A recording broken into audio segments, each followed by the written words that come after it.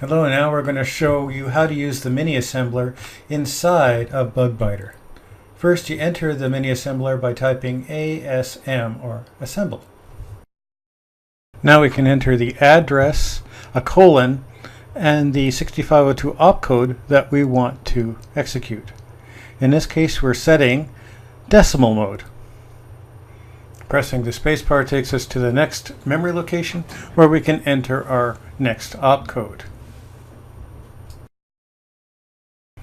And now we're going to add, with the carry flag, the value 1.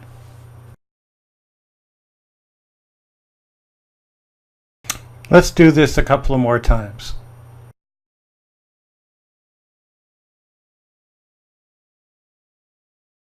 And finally, we're going to return from the subroutine.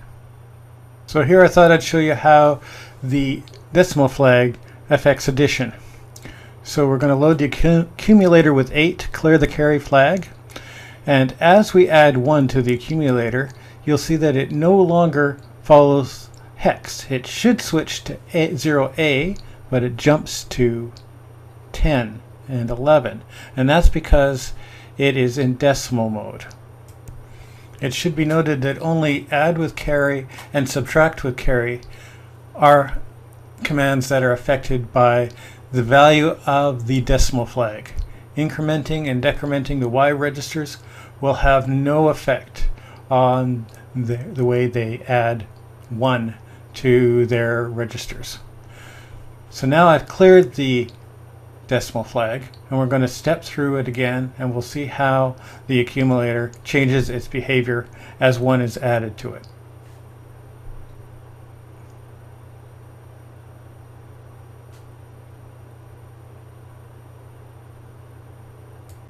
So there's a super short demo of using the mini assembler inside of Bugbyter.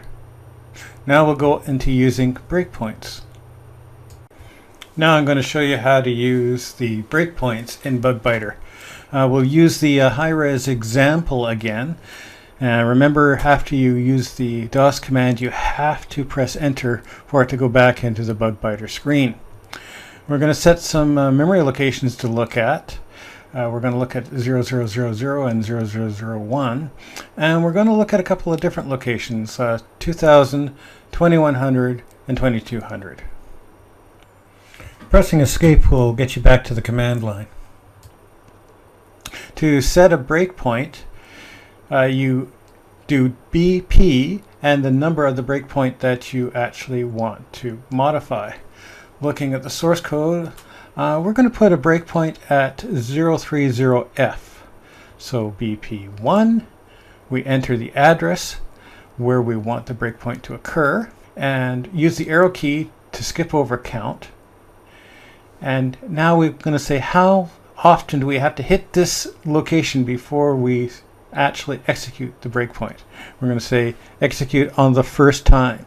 If you leave it at 0, the breakpoint will never be actually executed. One more prerequisite before using breakpoints is you have to issue the end command.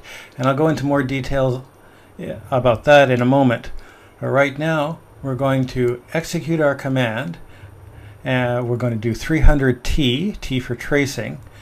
And as soon as location 030F is encountered, execution will stop. While the trace is occurring, you can see the value of the registers, the memory locations, and the program counter, also the flags of the processor. Now that we've reached 030F, execution stops, and we can see the command is to increment the value in 01, the memory location. Currently it has 20. When we step over that command, now the location has 21 in it. Pressing the spacebar continues with single stepping, and pressing the return key goes back into trace mode.